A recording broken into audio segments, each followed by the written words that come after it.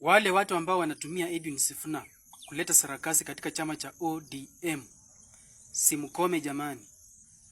ODM ni chama ambacho kiliingia kwa mkataba na serikali ya UDA kuleta broad based government na kuleta ile kitu tunaita serikali jumuishi.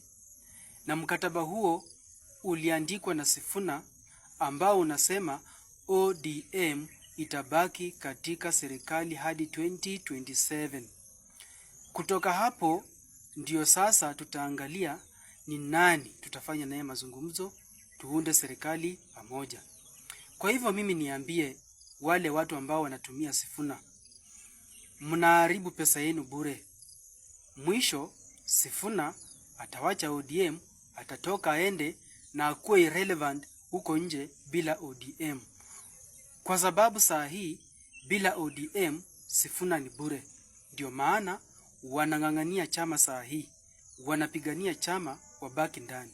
Kama kweli wao ni wanaume, wanaweza kufanya bila ODM, si watoke waende kwa wananchi ambao wanajisifu kwamba wao wako na wananchi. Kama wanaona wananchi wale wenye wako nao ni wa muhimu kuliko chama, si watoke kwa chama waende kwa wananchi.